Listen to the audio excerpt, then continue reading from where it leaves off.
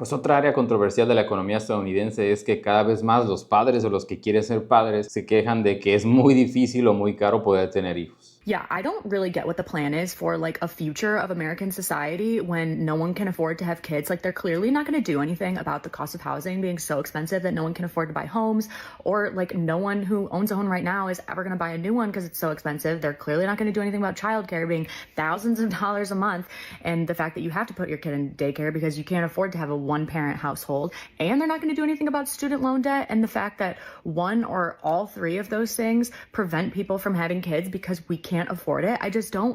I know part of what they're going to do is take away birth control, take away abortion until like we don't have much say in the matter. But what is the plan for a country where no one can afford to have kids, where it's so inhospitable to have kids that people don't have kids? Like, I'm 30 years old. None of my friends have kids.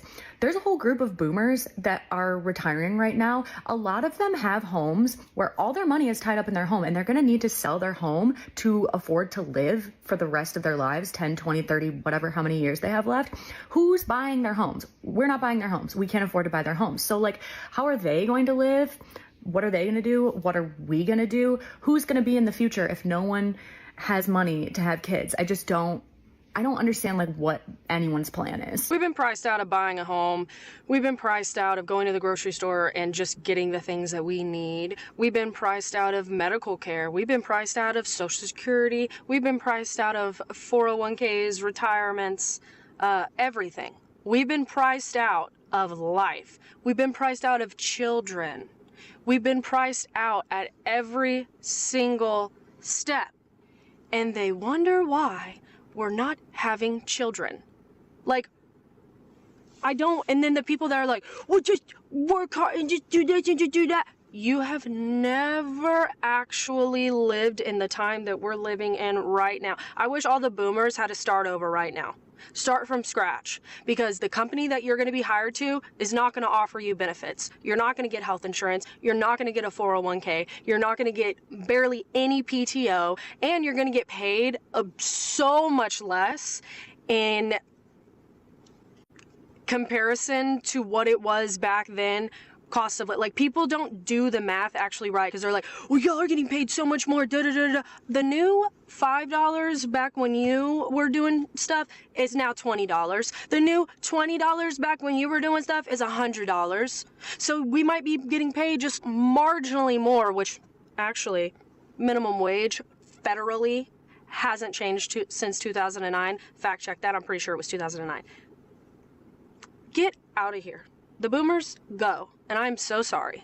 I'm so sorry. We have been priced out of life. Y como siempre, para que no me acusen de inventar ni de decir que estoy loco y que todo es conspiranoia y no sé qué tanto, les traigo datos para que podamos hacer un cruce entre lo que dice la gente real, no son bots de AI, y lo que dicen los datos. Aquí vimos esta nota de Investopedia que dice: When almost nobody can afford kids, marriage or a new car, has the middle class just disappeared? O sea, podemos ver cómo ya las cosas se empiezan a generalizar, ¿no? Que ya la clase media está desapareciendo, ¿no? Costos que se incrementan, cómo están cambiando las geografías de las familias y cambios en el estilo de vida que han reformado, que le han dado una nueva forma a la seguridad financiera. Todo eso es lo que está cambiando para las familias de hoy en día. Los puntos a resaltar de este artículo, y cosa que no nos sorprende, cosa que concuerda perfectamente con lo que dice la gente en estos videos, que dice que el incremento de costos es la principal razón por la cual los hogares, los niños y los carros cada vez son más difíciles de comprar, vamos a llamarlo de una forma, para las familias, ¿no? Son objetivos cada vez más difíciles de alcanzar. La geografía donde vivan, por ejemplo, es decir, donde vivan, esto ya también define muchísimo a la clase media, tanto como su ingreso. Es decir, el lugar donde vivas ya también importa mucho. Se apunta hacia una clase media que está achicándose, que se está haciendo cada vez más pequeña. Los números lo demuestran y comprueban que los americanos están redefiniendo lo que para ellos era estabilidad. Es decir, las cosas están cambiando. Y pues bueno, un consejo, pues hacer presupuestos realistas, tener varias fuentes de ingreso, cosa que ya no es sorpresa en Estados Unidos, en el nuevo sueño americano. Mucha gente está teniendo que trabajar 2 o más empleos si es posible. How much are you paying for daycare? It's something I, as a mom of two young kids, often try to not think about how much of my paycheck is going to that. Of course, I love my kids and I want them to be safe when they are not necessarily in my care, but yeah, it's expensive. And now the financial company Smart Asset came out with the 2025 numbers for how expensive it is to raise a kid in the United States. And they really look at kids under the age of 5 when you're still paying for childcare. Ready for the average? Over $27,000. Yeah. It did go up, and it's considering things like transportation, having to add to a home to make sure they have a place to stay, food. I don't know why my child always wants to eat the berries that are out of season, that are the most expensive at the store, but that's a thing. And of course, daycare, which for us is probably the biggest expense. So where I live in Pennsylvania, the average is even higher than that, more than $31,000 a year to raise a kid under the age of 5. And that's up more than 13% from last year. So it is only getting more expensive. Obviously, we love our kids. Obviously, we'll do whatever we can for them. But when you look at the numbers, yeah, it hurts a little bit. Well, we all know that raising a child these days is expensive, right? But just how much? New research from Smart Asset found the average cost for raising a kid under 5 years old costs about $27,000 per year. Now, that pays for things like food, transportation, healthcare, and childcare. But if you think that's high, brace yourself for the price tag of growing up in New England. It's $44,000 in Massachusetts and nearly $42,000 in Connecticut and Vermont. Mississippi came in as the cheapest state at under $20,000 per year. When somebody tells you they can't afford to have children, this is what they're talking about. A woman in my town's Facebook group shared these daycare rates today, and she said, how do you afford kids here? Because nobody knows how anybody is paying for this. For an infant for 5 days a week with 10 hours of care, it is $664 a week. That is just shy of $35,000 a year for one child. And the price does not drop that much when they hit pre-K here. It's $521 a week, which is about like $28,000 a year, okay? These are incredibly high rates for daycare. And of course, you could drop down to 9 hours a day or whatever it might be. But here's the thing. When you go to daycare, typically you're going to take the most hours because you have to commute to work, you have to commute back from work, and you have to work 8 hours a day. And unfortunately, when you miss pickup by 1 minute, they start charging you like $2 a minute. So usually it's more cost effective just to pay the higher rate for the 10 hours than to pay for the 9 hours, which is like crazy because it's 1 hour difference. These are rates for one kid. We were talking about one child. Imagine if a family has 2 kids. They're paying $50,000, $60,000 a year for childcare. That is unsustainable for most families. And yes, the cost goes down slightly as they get older. But what that doesn't account for, that rate sheet, is the annual increase. Every single September, daycare centers raise their tuitions because they have to. And typically that's anywhere between 5 to 20%. And most people are looking at 10% increase. So even though you have that savings when they hit pre-K, by the time your kid hits pre-K, it's been 4 or 5 years. That rate has gone up exponentially, okay?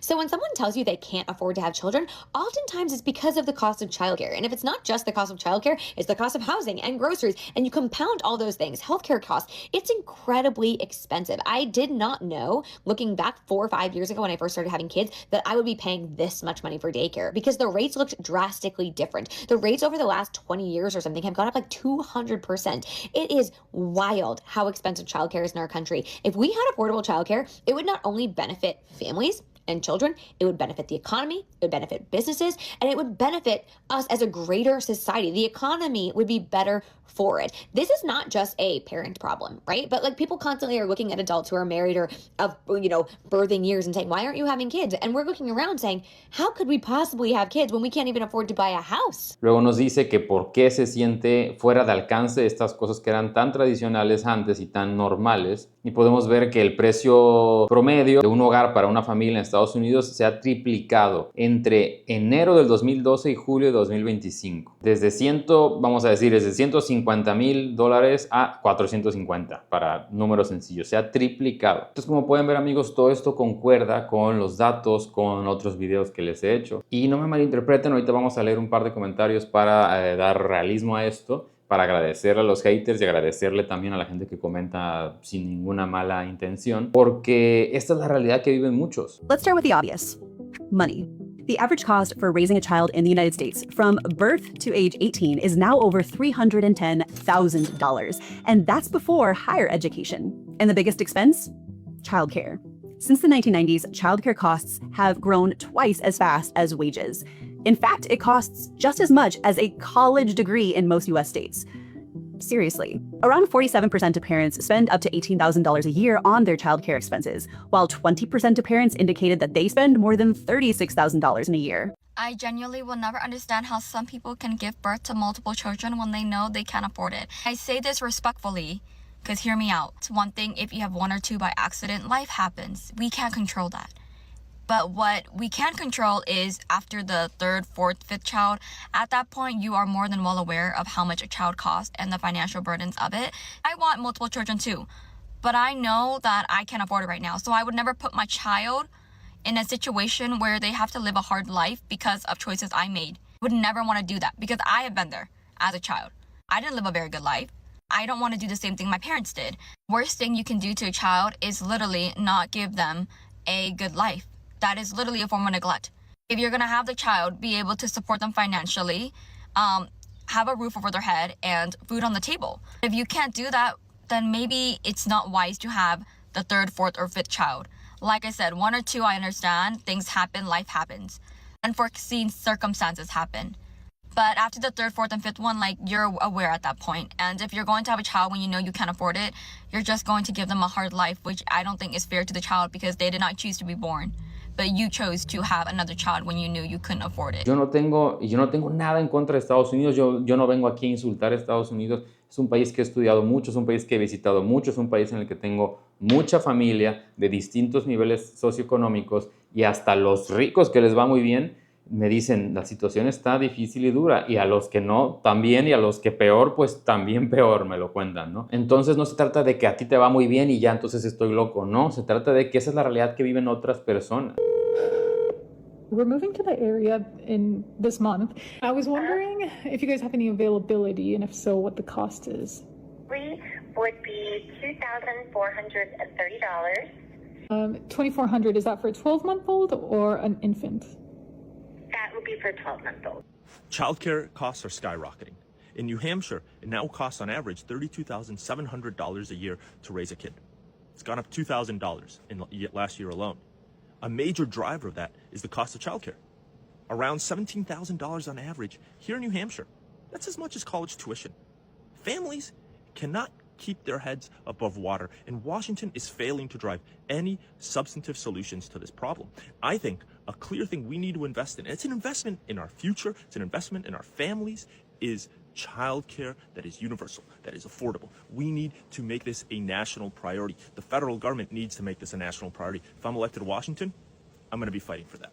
Vamos a leer este comentario de una señora, supongo, Heida Carreras. Me dice, ¿y quiénes son esos que se quejan así? ¿Tú le has examinado sus vidas? ¿Has averiguado qué han hecho y cómo? Sí, señora, lo he hecho. Todos los días les llamo y voy a sus casas y los investigo, sí. Todas esas cosas se viven en todas partes y en todos los países. Vamos a detenernos aquí un momento.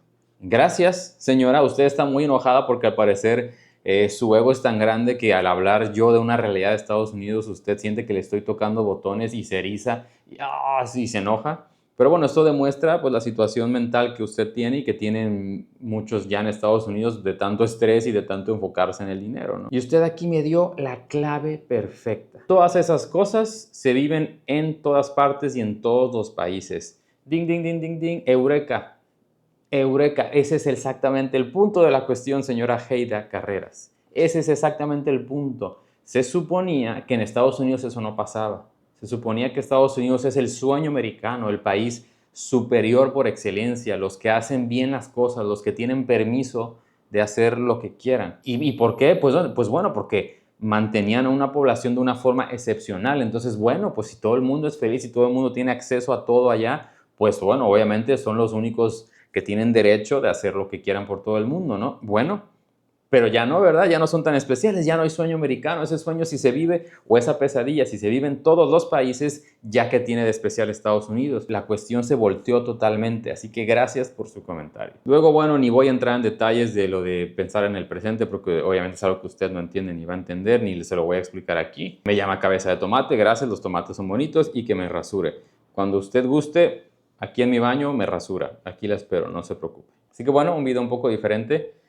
Voy a ir agregándoles aquí cosas números para que nos demos cuenta de que yo no vengo a inventarles nada. Ese es mi objetivo de este canal, traerles la realidad del sueño americano alguien que lo estudia, alguien que lo vive cuando va de visita, alguien que tiene mucha familia allá, que se comunica con ellos. Así que pues ya saben, cuídense mucho.